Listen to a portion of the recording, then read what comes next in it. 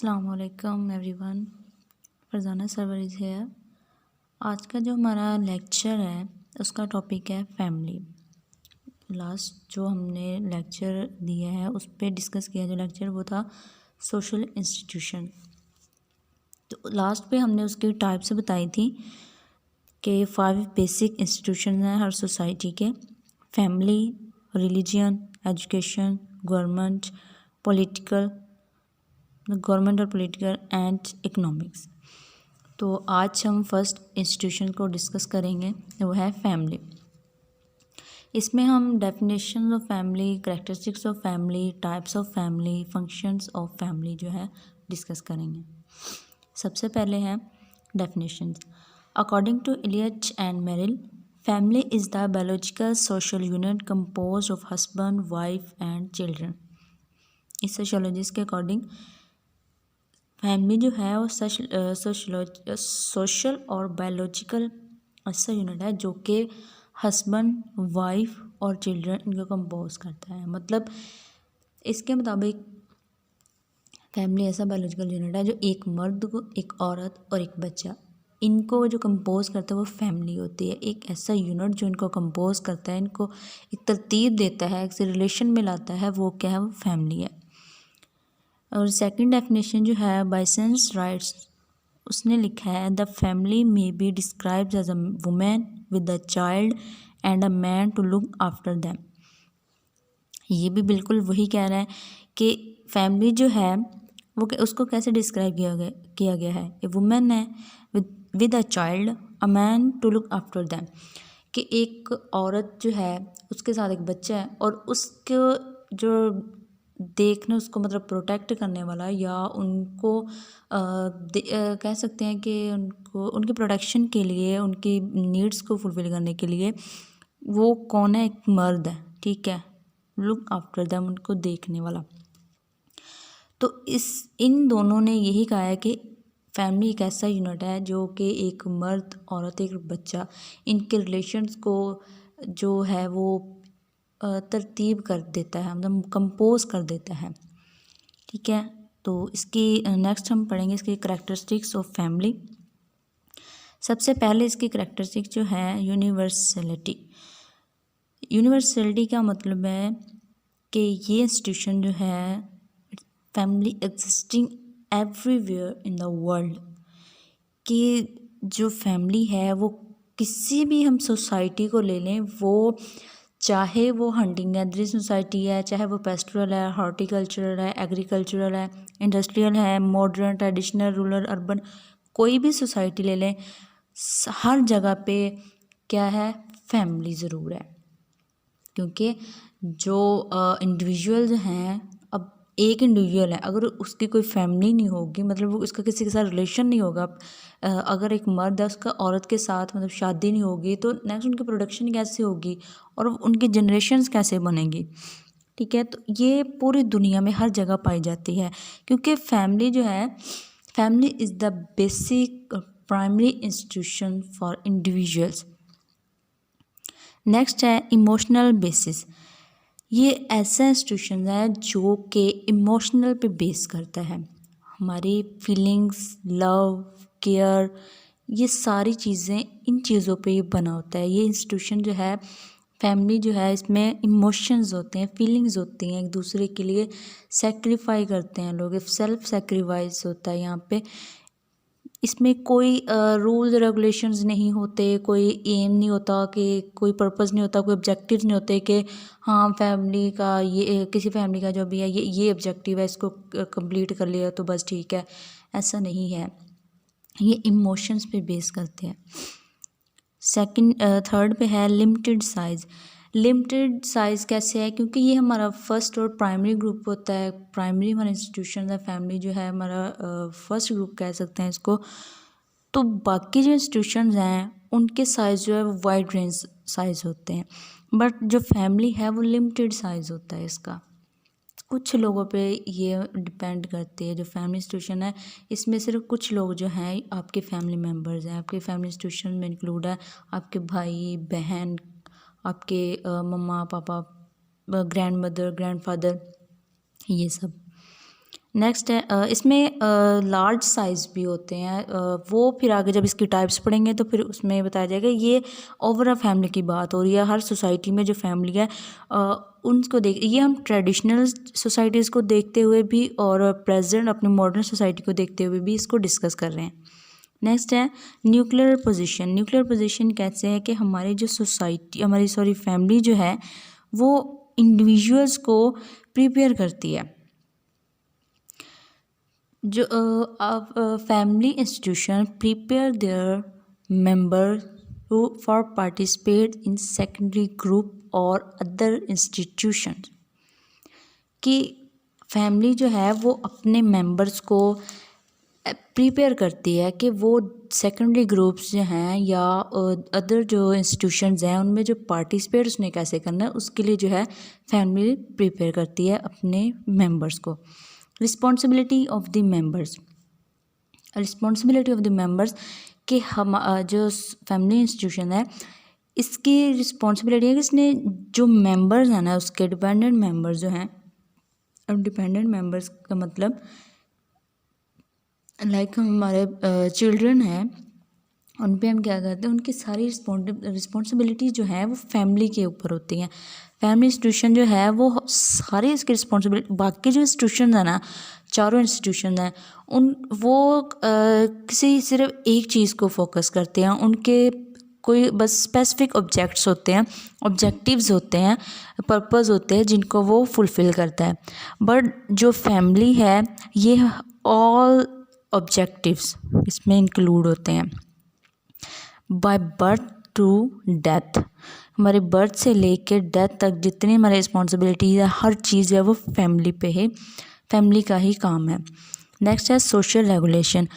Social regulation कैसे है कि फैमिली जो है अपने मेंबर्स को उसके जब सोशलाइजेशन करती है उसको सिखाती है कि उसने कैसे रहना है, सोशल रेगुलेशन कैसे करनी है, उसको मोरेज, फोकवेज, नॉर्म्स, वैल्यूज़ ये सब चीज़ें सिखाई जाती हैं। क्योंकि ये कोई वेल स्ट्रक्चर्ड या वेल ऑर्गेनाइज्ड कोई इंस्टीट्यूशन नहीं होता, कोई आपको एक ऐसा तो नहीं होता कि एक सिलेबस दे दिया जाता है कि आपने इसके अकॉर्डिंग जो है अपनी ज़िंदगी गुजारनी है। नहीं, इसमें हमें अच्छाई बुराई, हमने अपनी नीड्स को कैसे फुलफ़िल करना है, हमने दूसरों के साथ कैसे बिहेव करना है, हमने अपनी जो ड्यूटीज़ अपने गोल्स को कैसे अचीव करना है, ये सारी चीज़ें जो हैं हमें नॉर्म्स, वैल्यूज़, फोकवेज और मोरेज जो हैं ये सारी चीज़ें कौन सिखाता है, हमारी फैमिली हमें सिखाती है।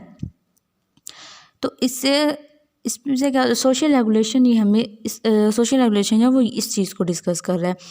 तो इसमें एक एग्ज़ाम्पल दूँ तो डाइवोर्स की अगर एग्ज़ाम्पल दूँ तो हर सोसाइटी में जो है वो डिफरेंट रिस्ट्रिक्शंस होती हैं। Every society have different restriction on divorce. अगर वो सोसाइटी की बेस पे हो सकती है, वो कल्चर की बेस पे हो सकती है, किसी स्टेट की बेस पे हो सकती है, different according to their religion, their state, their culture, उनकी डिफरेंट रिस्ट्रिक्शंस हो सकती हैं। क्योंकि अगर इस्लाम को ले लें तो इसमें जो डाइवोर्स के ऊपर रिस्ट्रिक्शन है वो कुछ और हैं। हिंदुज़म, बुद्ध मत या इस तरह के जितने डिफरेंट अगर सोसाइटीज़ को ले लें, कल्चर क्रिश्चियंस जो हैं उनकी कुछ और हैं। तो इसी तरह हर सोसाइटी की जो है वो डिफरेंट रिस्ट्रिक्शन है। अब ये सब जो रिस्ट्रिक्शन है, ये सब चीज़ें हमें कौन सिखा रहा है, हमारी फैमिली हमें सिखाती है। थर्ड पॉइंट पे इसके टाइप्स ऑफ फैमिली। ओके, तो यहाँ पे जो है अमूमन हमारी सोसाइटी में हम लोग सोसाइटी की जस्ट 2 टाइप्स जो है वो काउंट करते हैं, जॉइंट फैमिली और न्यूक्लियर फैमिली। बट जो सोशियोलॉजिस्ट हैं उन्होंने इसको डीपली एक्सप्लेन किया है। और यहाँ पे जो है फैमिलीज़ के हैं वो डिफरेंट बेसिस पे बताई गई हैं कि टाइप्स कौन कौन सी हैं। फर्स्ट है on the basis of organisation, second on the basis of authority, third on the basis of residence, four on the basis of descent, fifth on the basis of marriage and the last on the basis of in group and out group. अब first जो है on the basis of organisation, जो कि अमूमन मतलब हर कोई जानता है, जिसको हम सिर्फ यही इंक्लूड करते हैं अपने जब भी हम फैमिली की बात करें तो फैमिली टाइप में सिर्फ ये दो ही जो है हम लोग इसके बारे में डिस्कस करते हैं, nuclear family and joint family. Nuclear family कौन सी होती है? ऐसी फैमिली जो कि एक हस्बैंड वाइफ और अपने अनमैरिड चिल्ड्रन के साथ वो रहते हैं एक घर में, वो न्यूक्लियर फैमिली कहलाती है। बट जॉइंट फैमिली कौन सी फैमिली होती है? जॉइंट फैमिली जिसमें दो या दो से ज़्यादा न्यूक्लियर फैमिलीज़ रहती हैं वो जॉइंट फैमिली कहलाती है एक ही घर में। मतलब मिसाल के तौर पर एक घर में आप चचा भी साथ ही रह रहे हैं, ताया भी साथ ही रह रहे हैं, तो अगर वो अलग अलग रहें तो वो न्यूक्लियर फैमिली कहलाती है कि वो अपने बच्चों के साथ अलग रह रहे हैं। लेकिन वो एक ही घर में रहें, जैसे कि ये ज़्यादातर जो है ट्रेडिशनल सोसाइटीज़ या विलेज एरियाज़ में, रूरल सोसाइटीज़ में ये पाया जाता है कि एक घर में दो दो तीन तीन फैमिली जो है वो रह रही होती है, जॉइंट फैमिली सिस्टम होता है। सेकंड है on the basis of authority. Authority का क्या मतलब है कि उसके डिसीजन मेकिंग जो पावर है, जो अथॉरिटी दी जाती है उसकी बेस पे है। फर्स्ट है पैट्रियार्कल फैमिली। पैट्रियार्कल फैमिली का क्या मतलब है कि ये कौन सी फैमिली होती है?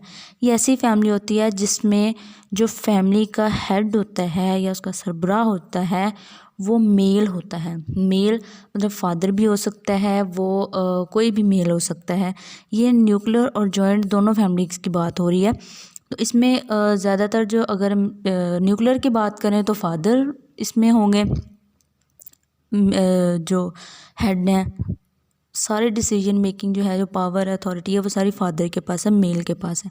लेकिन अगर जॉइंट फैमिली की बात करें तो उसमें ज़्यादातर ये देखने को मिलता है कि जो घर के बड़े होते हैं ना, मतलब ताया जी या ये दादा ग्रैंडफादर जो हैं, इनको जो है वो अथॉरिटी दी जाती है, इनके पास सारे डिसीजन मेकिंग जो पावर होती है। सेकंड पे इसके है मैट्रियार्कल फैमिली। मैट्रियार्कल फैमिली में क्या है कि जो फैमिली के हेड हैं वो फीमेल होती हैं।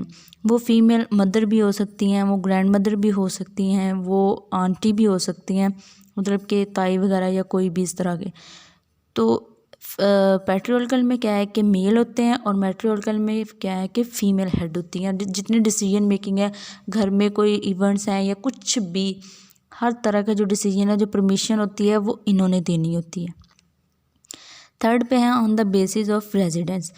On the basis of residence का रेजिडेंस है हाइश, ठीक है, तो मतलब वो फैमिली कहाँ पे रह रही है। अब उसकी बेस पे भी फैमिली की टाइप्स हैं। फर्स्ट है पैट्रियार्कल फैमिली।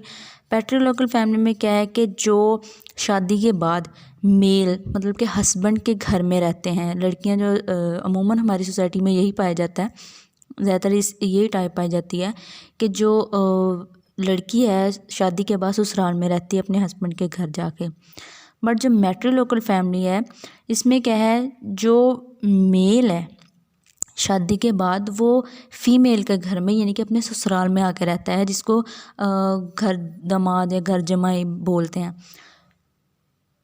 थर्ड है इसका new local residence. New local residence में क्या है कि ना तो वो लड़की के घर रहते हैं शादी के बाद, ना वो लड़के के घर रहते हैं, वो सेपरेट अपने घर में रहते हैं, सेपरेट अपनी फैमिली बनाते हैं, अलग अपना घर जो है वो ले लेते हैं और वहाँ रहते हैं। और फोर्थ पे है पैट्री लोकल फैमिली। अब यहाँ पे मैट्री का मतलब कि मदर की तरफ है, मतलब लड़की के घर है, पैट्री का मतलब लड़के के घर है। तो ये 4 है, ये मिक्स है। ये मिक्स कैसे है? इसका मतलब ये नहीं है कि शादी के बाद दोनों फैमिलीज एक ही जगह पे रह रही हैं, नहीं। इसका ये मतलब है कि शादी के बाद जो कपल है वो लड़की के घर में रहता है, ठीक है, जब तक उनका फर्स्ट बेबी नहीं आ जाता। अब वो 1 साल 2 साल 3 साल ये तो अल्लाह जाने, तो जब तक उनका फर्स्ट बेबी नहीं आ जाता तब तक वो लड़की के घर रहते हैं। शादी के बाद जब फर्स्ट बेबी जो है वो आ जाता है उसके बाद वो परमानेंटली जो है वो लड़के के घर सेटल हो जाते हैं आके। अब फोर्थ पे है अच्छा, इस जो फैमिली टाइप की बात करें तो इसमें अमूमन अगर डिस्कस किया जाए तो वो 1 ईयर इंक्लूड किया जाता है। After 1 year, after first delivery of first baby या बर्थ ऑफ फर्स्ट बेबी कि वो मूव हो जाते हैं, वो वापस आ जाते हैं अपने लड़के के घर के लड़के के घर आ जाते हैं। लेकिन ये ज़रूरी नहीं है कि हर जो कपल है उसके 1 साल बाद ही बेबी हो। ये तो 2 साल 3 साल, इसका कोई लिमिट नहीं है, कोई पता नहीं होता इसका। तो जब तक बेबी नहीं, शर्त इसकी यही है कि जब तक उनका फर्स्ट बेबी नहीं आ जाता है तब तक वो लड़की के घर रहेंगे। 4th पे है on the basis of descent. Descent का क्या मतलब है कि जो प्रॉपर्टी है, जैसे कि हिस्सा वगैरह मांगते हैं, जो प्रॉपर्टी ट्रांसफॉर्मेशन है वो कैसे होती है, उसकी बेस पे फैमिली की टाइप बताई गई हैं। फर्स्ट है पैट्रिलिनियल फैमिली। पैट्रिलिनियल फैमिली में क्या है कि जो फादर की प्रॉपर्टी होती है, मेल की प्रॉपर्टी होती है, वो ट्रांसफ़र होती है बच्चों में। ठीक है, फॉर एग्ज़ाम्पल अगर इसको न्यूक्लियर में डिस्कस किया जाए, न्यूक्लियर को मद्देनज़र रख के देखा जाए, तो इसमें जो बाबा हैं, पापा हैं, अब्बू जी हैं, उनकी जो प्रॉपर्टी है वो बच्चों में ट्रांसफ़र हो रही है। लेकिन अगर जॉइंट फैमिली में देखा जाए तो दादा के नाम पे जो जायदाद है उसके सारे जो है वो ट्रांसफॉर्मेशन होगी। नेक्स्ट है मैट्रिलिनियल फैमिली। मैट्रिलिनियल फैमिली में क्या होता है कि मदर की तरफ से जो है बच्चों में प्रॉपर्टी जो है वो ट्रांसफ़र होती है। क्योंकि मैट्री में अगर हम पढ़े मैट्रिलोकल या मैट्रिलिनियल, इसमें मदर हेड होती हैं, तो जो भी प्रॉपर्टी वगैरह है, जो भी सारा कुछ है वो उसके नाम पे होता है। तो जब मैट्रिलिनियल फैमिली की बात आए तो जो प्रॉपर्टी है वो मदर की तरफ से बच्चों में ट्रांसफ़र होती है, उनके नाम जो है उसको डिस्ट्रीब्यूट किया जाता है। 5th है on the basis of marriage. On the basis of marriage इसकी 2 टाइप्स हैं। Monogamous family. मोनोगेमस फैमिली में क्या है कि एक हस्बैंड की एक टाइम पे एक बीवी होती है। ठीक है, on that given time in present situation one husband have only one wife। But पॉलीगेमस family में क्या होता है कि एक जो मर्द होता है वो एक से ज़्यादा जो है औरतें रखता है, और जो औरत है वो एक से ज़्यादा मर्द रखती है, मतलब हस्बैंड एक से ज़्यादा होते हैं। मोनोगेमस फैमिली दोनों के लिए ये शर्त है कि एक टाइम पे एक हस्बैंड की एक वाइफ हो और एक वाइफ का एक हस्बैंड हो। ठीक है, ये क्लियरली यहाँ पे थोड़ी कन्फ्यूजन हो जाती है अक्सर स्टूडेंट्स को, ये थोड़ा ध्यान से इसको माइंड में रखें। जो मोनोगेमियस है इसमें एक हस्बैंड होता है और उसकी एक वाइफ है, और वाइफ जो है उसने भी एक हस्बैंड रखा होता है, मतलब शादी उसकी सिर्फ एक हस्बैंड से हुई होती है। बट जो सेकंड पे है पॉलीगेमियस फैमिली, इसमें एक हस्बैंड की एक से ज़्यादा वाइफ्स होती हैं, और जो एक वाइफ है उसके एक से ज़्यादा हस्बैंड होते हैं। ठीक है, अब इसकी आगे 2 मतलब टाइप्स इसकी बताएंगे, सब टाइप्स हैं पॉलीगेमियस फैमिली की। सब टाइप्स हैं पॉलीगेनियस फैमिली। अब पॉलीगेनियस फैमिली में क्या है कि एक हस्बैंड होता है और उसकी एक से ज़्यादा वाइफ्स होती हैं। ऊपर जो बताया गया है पॉलीगेमियस फैमिली, उसमें दोनों की कंडीशन बताई हुई है कि इसमें एक हस्बैंड के डिफरेंट वाइफ्स, मतलब 2 या 3 वाइफ हो सकती हैं, और एक वाइफ के 2 या 3 हस्बैंड हो सकते हैं। लेकिन यहाँ पे नीचे जो है इनकी सब टाइप है, यहाँ पे इनको क्लियर कर दिया गया है कि जब एक हस्बैंड की 2 या 3 वाइफ्स हों तो उसको पॉलीगेनियस फैमिली कहते हैं। पॉलीगेनियस फैमिली। लेकिन जब एक वाइफ हो और उसके 1, 2 या 3 हस्बैंड हो, मतलब 1 या 2 से ज़्यादा हस्बैंड हो, तो वो क्या कहलाता है पॉलीएंड्रियस फैमिली। अब ये जो फैमिलीज़ की types on the basis of marriage बताई गई हैं, इसका ये मतलब नहीं है कि आप मतलब यहाँ पे अक्सर स्टूडेंट्स ये सोचते हैं कि शायद मिसिस की मतलब वो विडो है, मतलब बेवा है, तलाक याफ्ता है, तो वो क्या करती है कि पहले उसकी शादी हुई थी लेकिन अब उसके हस्बैंड की डेथ हो गया तो दूसरी शादी होगी, ऐसा नहीं है। ये कंडीशन जो है ऑन दैट गिवन सिचुएशन या ऑन द प्रेजेंट सिचुएशन, कि वो एक टाइम पे मतलब मौजूदा हाल में उनके कितने हस्बैंड हैं कितनी वाइफ्स हैं, उसकी बेस पे ये टाइप्स बताई गई हैं। नेक्स्ट है in group and out groups. In groups out group में क्या है, एंडोगेमियस फैमिली है और एक्सोगेमियस फैमिली है। एंडोगेमियस फैमिली में क्या होता है कि विद इन कास्ट और ट्राइब, मतलब अपने ही जैसे ज़ात पात के निज़ाम है, अपने ही ज़ात में करना है, अपने कबीले में शादी करनी है, ये टाइप होती है। एक्सोजेमियस फैमिली कौन सी होती है कि आउटसाइड या आउटसाइड कास्ट हो सकती है वो, ठीक है, आउट ऑफ कास्ट और आउट ऑफ ट्राइब, मतलब दूसरे कबीले से या दूसरी ज़ात में शादी हो सकती है, जैसे कि लव मैरिज वगैरह अक्सर होती है। तो ये इसकी टाइप्स हो गई हैं। नेक्स्ट है इसके फंक्शन। तो फंक्शन में है MacIver divides the function of family into 2 categories. अब मैक्लीवर जो कि सोशियोलॉजिस्ट है उसने फैमिलीज़ की 2 टाइप्स बताई हैं, सॉरी इसकी जो फंक्शंस हैं उनको 2 हिस्सों में डिवाइड कर दिए हैं, असेंशनल फंक्शंस और नॉन असेंशनल फंक्शन। ये दोनों उसने ट्रेडिशनल सोसाइटी और मॉडर्न सोसाइटी दोनों को देखते हुए फैमिली के फंक्शन इंक्लूड किए हैं। फर्स्ट है सेटिस्फेक्शन ऑफ सेक्स नीड्स, ये हम असेंशनल फंक्शंस की बात कर रहे हैं। तो ये जो है ये ओवरऑल फैमिली की बात हो रही है कि ट्रेडिशनल और मॉडर्न सोसाइटी के जो कि कंपलसरी हैं हर फैमिली के लिए, कि ये फंक्शंस उसके लिए कंपलसरी है अपने मेंबर्स के लिए करना, परफॉर्म करना। सेटिस्फेक्शन ऑफ सेक्स नीड्स का मतलब है कि वो अपने जो उनके यंग मेंबर्स हैं फैमिली के, उनको सेक्स नीड्स की जो है सेटिस्फेक्शन देनी है थ्रू मैरिज, ठीक है। नेक्स्ट इसका रिप्रोडक्शन। अब जाहिर सी बात है जब शादी होगी तो उनकी रिप्रोडक्शन होगी, जनरेशन्स होंगी आगे। अगर वो एक फैमिली जो है शादी हो गई और वो अगर बच्चे पैदा ना करें, उनकी जनरेशन ना हो, तो उस फैमिली का जो नामो निशान ख़त्म हो जाएगा। तो अपनी नस्ल बढ़ाने के लिए जो है वो रिप्रोडक्शन इनका जो फंक्शन है, ठीक है। थर्ड है सस्टेनेंस फंक्शन। सस्टेनेंस फंक्शन का क्या मतलब है कि डेली केयर देते हैं। जो हमारी फैमिली होती है यो हमें family provides daily care to their member. उसकी प्रोटेक्शन है, उसकी ज़रूरत ज़िंदगी है, जो कि उसके रोज़मर्रा के काम की जो भी उसकी ज़रूरत है वो पूरा करती है। फोर्थ है provision of home. Provision of home, अब वो कोई भी सोसाइटी में फैमिली है एग्जिस्ट कर रही है तो वो अपने बच्चों को, अपनी फैमिली मेम्बर को, अपने मेंबर्स को जो है वो घर जो है वो बना के देते हैं। नेक्स्ट लास्ट इसका जो पॉइंट है वो है सोशलाइजेशन। सोशलाइजेशन का क्या मतलब है कि उन्होंने अपने बच्चों को the process of learning to how they survive in society and और लिव इन सोसाइटी, कि वो अपनी सोसाइटी में कैसे रहें, उसमें कैसे सर्वाइव करें, ये सारी चीज़ें उनको जो सिखाई जाती है बच्चों को, नॉर्म्स वैल्यू जो कुछ सिखाया जाता है वो सोशलाइजेशन होती है। अब नॉन एसेंशियल फंक्शंस कौन से होते हैं, ये गैर ज़रूरी है, मतलब कि अगर ये ना भी हों तो सोसाइटी जो है वो, ये इंस्टीट्यूशन जो है वो सर्वाइव कर सकता है, मेंबर्स जो है वो सर्वाइव कर सकते हैं इनके बगैर। एसेंशियल का मतलब है कि ये तो कंपलसरी ही है।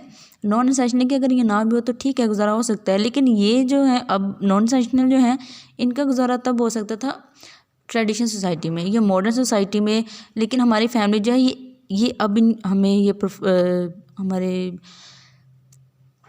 हमारी ज़रूरत पूरी कर रही है, जो भी ये फंक्शन है अब परफॉर्म कर रही है। फर्स्ट है इकोनॉमिक फंक्शन। इकोनॉमिक फंक्शन में क्या है कि हमारे जब तक जो डिपेंडेंट मेंबर्स हैं वो खुद कमाने के लायक ना हो जाए तब तक जो है वो उनकी फैमिली जो है वो सपोर्ट करती है उनको इकोनॉमिकली, ठीक है, उनकी ज़रूरत को पूरा करती है। तो ट्रेडिशनल सोसाइटी में ये था कि सिर्फ अपनी ज़रूरत ज़िंदगी की जो थी वो चीज़ें, मतलब वेजिटेबल्स हैं, फ्रूट्स हैं, उनको वो उसकी कल्टिवेशन हो जाती थी, बस ठीक है। लेकिन आजकल हम मोस्टली हमारी हर चीज़ जो है वो रेडीमेड मिलती है, हमें बाज़ारों से, मार्केट से हमें मिलती है। तो वो ये सब इकोनॉमिक फंक्शन है, ये अब जैसे जैसे डेवलपमेंट होती जा रही है, हमारी जो ज़रूरत ज़िंदगी है वो आर्टिफिशियल होती जा रही है, वैसे जो ये फंक्शन फैमिली के बढ़ते जा रहे हैं। नेक्स्ट है प्रॉपर्टी ट्रांसफॉर्मेशन।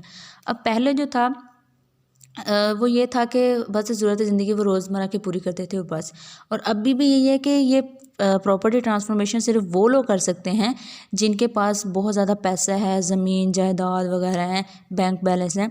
लेकिन जिनके पास जो सिर्फ मज़दूरी करके अपना पेट पाल रहे हैं, अपने बच्चों का पेट पाल रहे हैं, तो वो उनमें तो ये प्रॉपर्टी ट्रांसफॉर्मेशन नहीं होगा ना।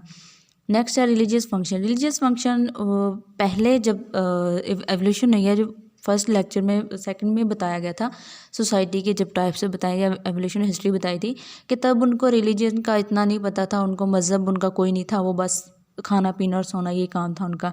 लेकिन अब जो है फिर जब अगर इस्लामिक पॉइंट ऑफ व्यू से देखा जाए तो फिर हमारे जो पैगंबर हैं वो आए, उन्होंने लोगों को इस्लाम की तबलीग की है। मतलब हर रिलीजियस का अलग पॉइंट ऑफ व्यू है, ठीक है। तो उस हिसाब से जो है फिर फैमिलीज़ जो है वो रिलीजियस फंक्शन में उन्होंने परफॉर्म करना शुरू कर दिया था कि उनको रिलीजियस जो है वो गाइडलाइन देते थे, उनको बताते थे कि उन्होंने ऐसा ये अच्छाई का रास्ता है, इस पे चलो, अगर बुराई के रास्ते पे चलो गुनाह मिलेगा, ये सारी चीज़ें, ठीक है। नेक्स्ट है एजुकेटिव फंक्शन। एजुकेटिव फंक्शन जब हमारा एजुकेशन सिस्टम बना है, एजुकेशन इंस्टीट्यूशन बना है, तो फिर जो फैमिली है उसका ये फंक्शन और ऐड हो गया उसमें कि उसने अपने मेंबर्स जो हैं इनको एजुकेशन भी देनी है।